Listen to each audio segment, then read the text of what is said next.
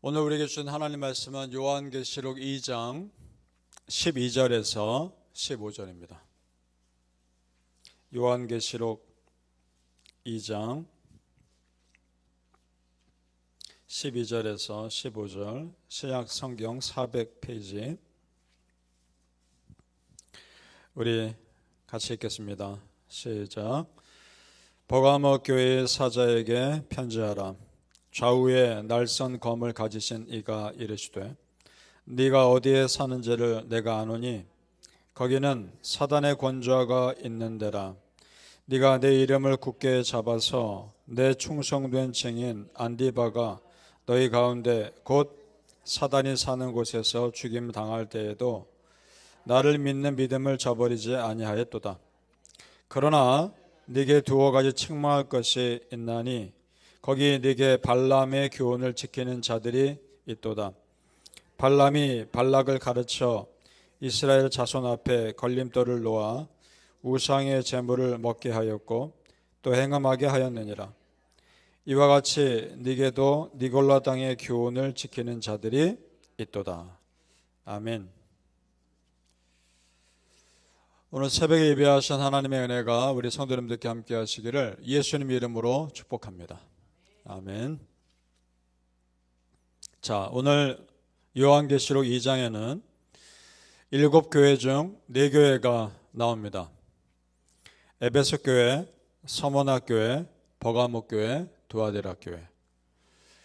자, 그 4교회에 공통된 문제들이 있었던 것 같습니다. 그 문제들을 대하는 자세가 그런데 교회마다 달랐습니다. 2가지 문제로 요약이 됩니다. 첫째, 니골라 당에 대한 문제입니다. 니골라 당이 어떤 무리였는지를 추측할 수 있는 구절이 우리가 조금 전에 읽은 내용입니다. 14절에 보니까 발람의 교훈을 지키는 자들이라고 되어 있습니다.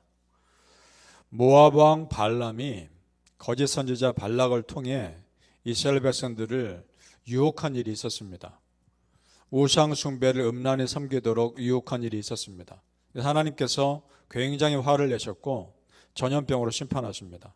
그때 꽤 많은 사람이 죽임 당하죠. 그런 일이 있었습니다. 그러니까 극도의 방탕에 빠진 우상 숭배자들을 말합니다. 니골라 당은 이런 잘못된 가르침에 대해 버가모 교회 성도들이 빠졌던 것 같습니다. 꽤 많은 성도들이 거기에 미혹되었던 것 같습니다. 반면에 에베소 교회는 달랐습니다. 에베소 교회는 철저하게 경계했었습니다. 6절로 올라가 보시죠. 계시록 2장 6절입니다. 쭉 올라가시면 같이 읽어보죠. 시작. 오직 네게 이것이 있으니 네가 니골라 당의 행위를 미워하는도다. 나도 이것을 미워하노라. 아멘. 자, 보세요, 성도님들. 그러니까 모든 교회가 다 깨어있는 것이 아닙니다. 어떤 교회는 이단에 깨어있는 반면 어떤 교회는 깨어있지 않다는 말입니다. 마지막 시대에 우리가 이걸 거울 삼아 도전받기를 바랍니다. 참으로 우리 교회와 우리 성도님들이 깨어있으시길 축복합니다. 둘째의 문제는 거짓 선지자들에 대한 문제입니다. 이 부분에 있어서도 에베소 교회는 정확히 분별하고 그들을 받아들이지 않고 있습니다. 또 올라가서 2절을 보시죠. 2절입니다. 계시록 2장 2절 시작.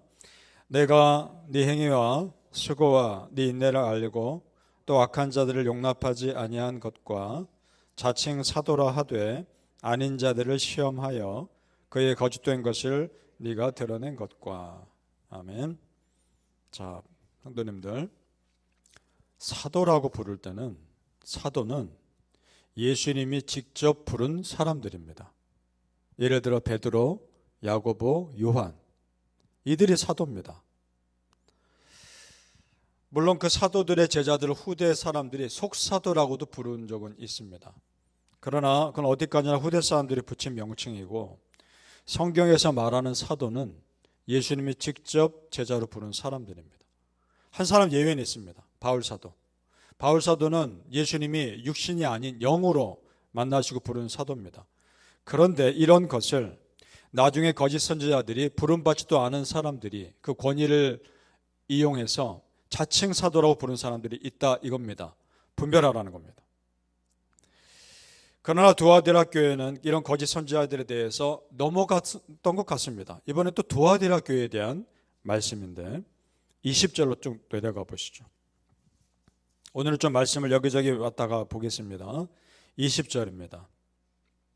시작. 그러나 네게 책망할 일이 있노라. 자칭 선지자라 하는 여자 이세벨을 네가 용납하매니 그가 내 종들을 가르쳐 꿰어 행음하게 하고 우상의 제물을 먹게 하는도다. 아멘. 두아디라 교회 내에 이런 우상 숭배자들을 용납한 겁니다. 여기서 이세벨은 어떤 특정한 사람일 수도 있지만 그런 이단 숭배자들을 대표하는 이름이기도 합니다.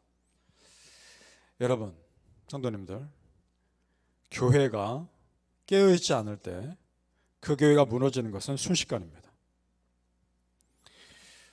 누구보다 교회를 무너뜨리기 원하는 존재는 사단입니다. 그래서 주님은 이렇게 교회를 무너뜨리는 존재를 단순히 사람들로 보지 않습니다. 사단의 무리라고 말합니다. 그러면 예수님 평가가 정확한 겁니다. 조금 전에 서문학 교회 또 우리가 보게 될 텐데 서문학 교회를 무너뜨리는 유대인들의 무리를 그렇게 평가하십니다. 다시 올라가 보죠. 9절입니다. 이번에는 서문학 교회는 예수님의 칭찬받은 교회입니다. 그 교회를 무너뜨리는 사람들이 있었던 것 같고 그에 대한 예수님의 평가를 보죠. 9절 말씀 시작. 내가 네 환난과 궁핍을 알거니와 실상은 네가 부요한 자니라. 자칭 유대인이라 하는 자들의 비방도 알거니와 실상은 유대인이 아니요 사단의 회당이라. 아멘. 서문학 교회가 환난과 궁핍을 당했지만 끝까지 믿음을 지켰던 거죠. 이런 교회를 예수님은 부요한 자다라고 평가합니다. 네가 지금 고난하고 어려움 겪고 있지만 넌 가난한 자가 아니라 부요한 자다라고 평가합니다. 이런 교회를 비방하고 무너뜨리는 유대인들의 무리를 뭐라 합니까? 사단의 회당이라 말씀합니다. 그럼 이 평가가 정확합니다. 성도님들, 이 마지막 시대 어떻게 분별하며 살 수 있을까요? 10절 말씀이 우리에게 도전과 소망을 줍니다. 바로 그 다음 절. 여러분에게 하시는 말씀입니다. 10절 말씀 같이 읽습니다. 시작. 너는 장차 받을 고난을 두려워하지 말라. 볼지어다 마귀가 장차 너희 가운데서 몇 사람을 옥에 던져 시험을 받게 하리니 너희가 10일 동안 환난을 받으리라. 네가 죽도록 충성하라. 그리하면 내가 생명의 관을 너희에게 주리라. 아멘. 믿습니까? 고난이 없다 말씀하지 않습니다. 고난이 있을 것이다. 그러나 죽도록 충성해라. 그러면 생명의 면류관을 너에게 줄 것이다. 약속하셨습니다. 반드시 받으시길 바랍니다. 여러분, 지금 내 앞에 되어가는 일들이 사람의 일인지 사단의 일인지 분별하셔야 합니다. 바라긴 성도님들, 참으로 깨어있는 영성으로 되어가는 상황을 분별하시고 절대적으로 교회를 세우는 자리에 서시기를 예수님의 이름으로 축복합니다. 아멘. 오늘 말씀에서 에베소 교회가 다른 교회들과는 달리 어둠의 영들에 대해서 잘 분별하고 나름대로 잘 대처한 것처럼 보입니다. 거짓 선지자들을 분별해내고 우상 숭배자들을 교회에 들어오지 못하도록 막은 것은 정말 잘한 일입니다. 에베소 교회 안에 어떤 말씀의 전통 위에 분명히 서 있었던 사람들이 있었던 것 같습니다.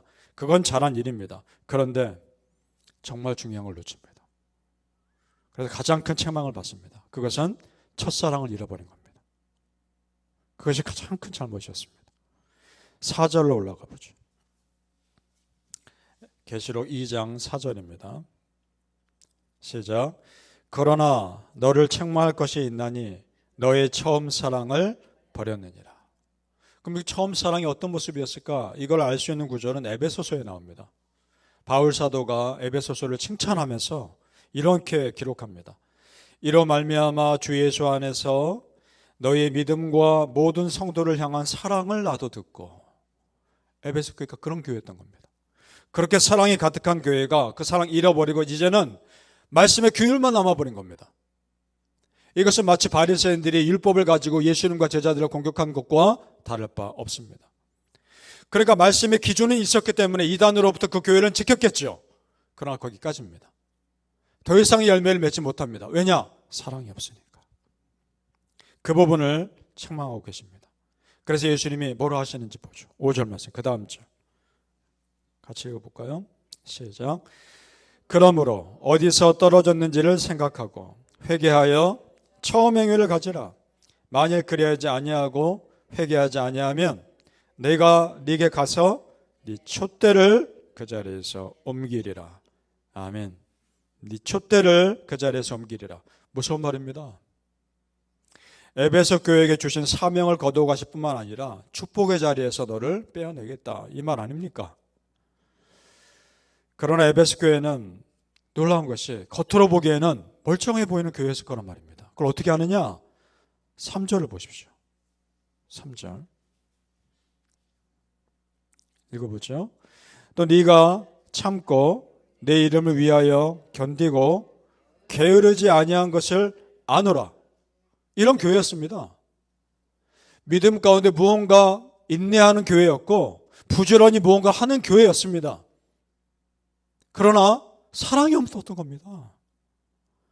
자, 성도님들, 정말 중요한 그리스도의 사랑이 없고 영적 생명력을 잃어버린 교회, 이 교회가 나름대로 사회활동에 분주했지만 예수님의 평가는 전혀 다른 모습이었던 겁니다.